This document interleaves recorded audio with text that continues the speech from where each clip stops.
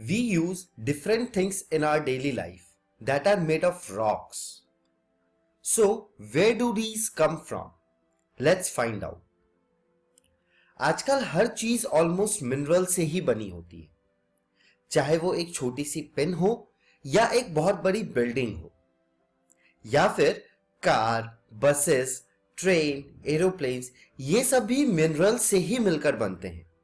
और इनको रन करने के लिए जो एनर्जी लगती है वो भी नेचुरल रिसोर्स से ही ऑब्टेन करते हैं।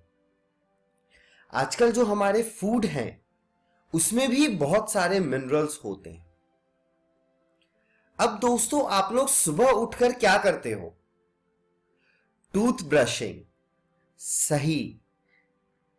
तो टूथपेस्ट में भी सिलिका, लाइमस्टोन और एल्यूमिनियम ऑक्साइड जैसे मिनरल्स प्रेजेंट होते हैं। हेलो फ्रेंड्स, आज हम एक नया चैप्टर पढ़ने जा रहे हैं जिसका नाम है मिनरल्स एंड एनर्जी रिसोर्सेस।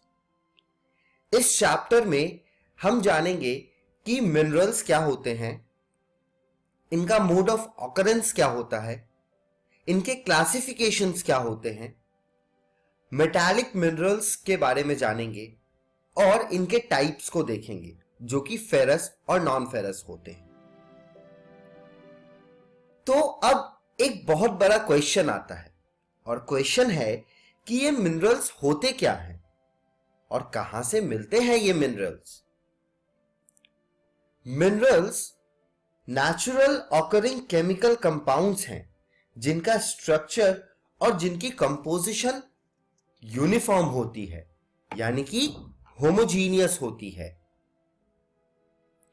इनको अर्थ क्रस्ट या फिर अर्थ सरफेस पर जो रॉक्स हैं उनमें पाया जाता है।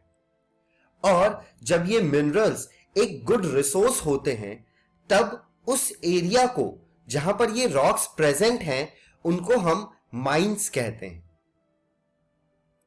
एग्जाम्पल के लिए मिनरल्स हर फॉर्म में पाए जाते हैं, जैसे डायमंड हो जो इतना हार्ड होता है, या फिर टैक यानी कि साबुन जो कि इतना सॉफ्ट होता है, लेकिन दोनों ही मिनरल्स हैं।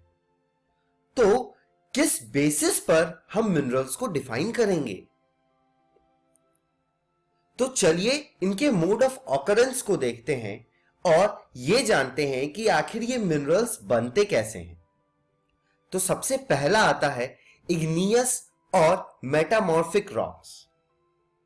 तो मैग्मा का कूलिंग या फिर टेम्परेचर चेंज की वजह से जो रॉक्स फॉर्म होते हैं और उनमें जो क्रैक्स होते हैं उनमें मिनरल्स डेवलप हो सकते हैं। जब ये स्मॉल क्वांटिटी में होते हैं तो इनको हम वेन्स कहते हैं, और जब ये लार्ज क्वांटिटी में होते हैं तो इनको हम लोड्स कहते हैं।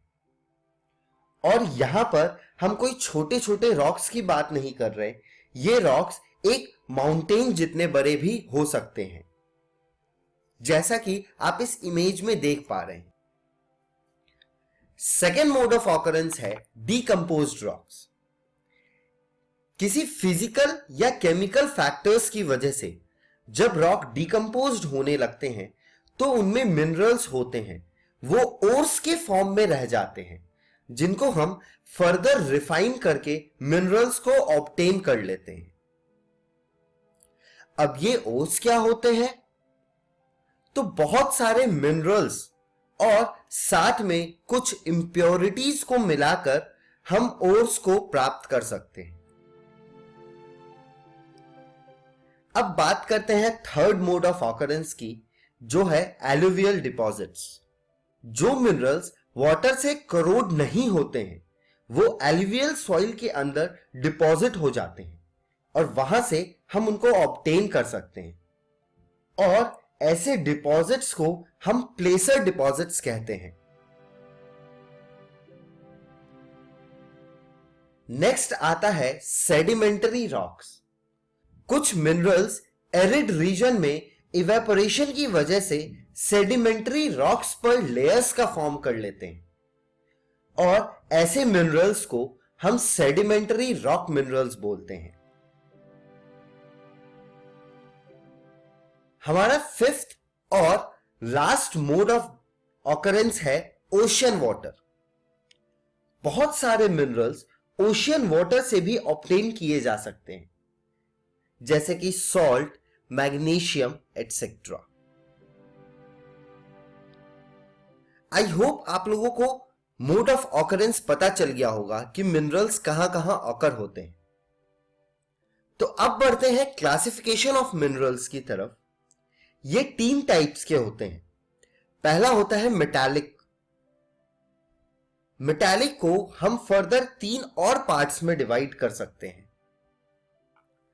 पहला है फेरस, जो मैंगनीज और कोबाल्ट के फॉर्म में हो सकते हैं। दूसरा है नॉन फेरस, जो कोबाल्ट और लेड के फॉर्म में हो सकते हैं। और तीसरा मेटालिक फॉर्म है प्रेशियस, जो कि गोल्ड और सिल्वर के फॉर्म में होते हैं। नेक्स्ट क्लासिफिकेशन है नॉन मेटालिक। नॉन मेटालिक का एग्जाम्पल है mica, salt, sulphur, granite, limestone, marble, sandstone etcetera. और थर्ड और लास्ट वन है एनर्जी, जिनके एग्जाम्पल है कोल, पेट्रोलियम, नेचुरल गैस। अब सबसे पहले पढ़ते हैं मेटालिक मिनरल्स के बेस में। अब सबसे पहले पढ़ते हैं मेटालिक मिनरल्स के बारे में। ये 2 टाइप्स के होते हैं, फेरस और नॉन फेरस। फेरस मतलब जिसमें आयरन होता है और नॉन फेरस जिसमें आयरन नहीं होता है। आइए सबसे पहले जानते हैं फेरस मिनरल्स के बारे में। फेरस मिनरल का पहला पार्ट है iron ore. Iron industrial development का एक बैकबोन है। इंडिया में आयरन लार्ज क्वांटिटी में प्रेजेंट है। मैग्नेटाइट वो आयरन ओर है जिसमें आयरन का कंटेंट अराउंड 70% तक है। यह सबसे बेस्ट क्वालिटी है। फिर आता है हेमेटाइट। हेमेटाइट वो आयरन ओर है जिसमें आयरन कंटेंट अराउंड 50 to 60% तक पाया जाता है। चलिए देखते हैं इंडिया में कौन कौन से बेल्ट पर आयरन ओर प्रेजेंट है। तो फर्स्ट बेल्ट है उड़ीसा झारखंड बेल्ट, देन दुर्ग, बस्तर, चंद्रपुर बेल्ट जो छत्तीसगढ़ के पास है, देन बेलरी, चित्रदुर्गा, चिकमागलूर, तुमकुर बेल्ट है जो कर्नाटका में है। फिर है महाराष्ट्र गोवा बेल्ट। ये स्टेट वाइज प्रोडक्शन है आयरन ओर का। आप देख सकते हैं इसमें परसेंटेज दिया हुआ है। अब जानते हैं मैंगनीज के बारे में। मैंगनीज को मेनली स्टील बनाने में यूज किया जाता है। 1000 kg स्टील बनाने में 10 kg मैंगनीज की जरूरत पड़ती है। उड़ीसा में सबसे ज्यादा मैंगनीज प्रेजेंट है। आप इस मैप में देख पा रहे होंगे। अब पढ़ते हैं नॉन फेरस मिनरल्स के बारे में, जिसमें सबसे पहला है कॉपर। कॉपर इंडिया में लार्ज क्वांटिटी में प्रेजेंट नहीं है।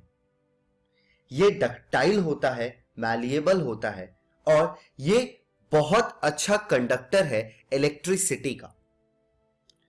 इलेक्ट्रॉनिक गुड्स बनाने में इसको यूज किया जाता है। मध्य प्रदेश और राजस्थान में यह अवेलेबल है। आप इस मैप में देख पा रहे होंगे।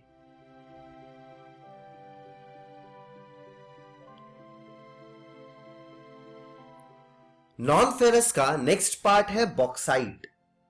एल्यूमिनियम हमें बॉक्साइट से ही मिलता है। यह इंपॉर्टेंट इसलिए है क्योंकि जब एल्यूमिनियम आयरन के साथ मिक्स किया जाता है तब आयरन के फिजिकल और केमिकल प्रॉपर्टीज दोनों बहुत ज्यादा इंप्रूव हो जाते हैं। बिलासपुर कटनी के पास जो प्लेट्यू रीजन है वहां पर यह लार्ज क्वांटिटी में पाया जाता है। आई होप आपको आज का पार्ट ये समझ आया होगा। तो चलिए एक बार देखते हैं कि आज हमने क्या क्या देखा है। आज हमने मिनरल्स के बारे में जाना कि मिनरल्स क्या होते हैं, इनके मोड ऑफ ऑकरेंस को देखा, हमने मेटालिक मिनरल्स देखा। आई होप आपको ये पार्ट समझ आ गया होगा। घर जाके बुक से इसको जरूर पढ़िएगा।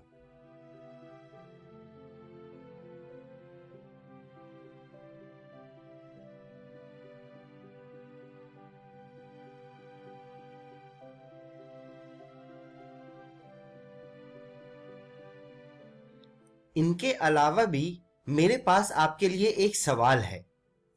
आप लोग अभी जहां भी है, आपके आसपास कौन सी चीजें हैं जो मिनरल से बनी हैं? सोचिए, और जब हम अगली वीडियो में मिलेंगे तब मैं आपसे पूछूंगा कि कौन कौन सी चीजें हैं आपके आसपास जो मिनरल से बनी हैं। Thank you.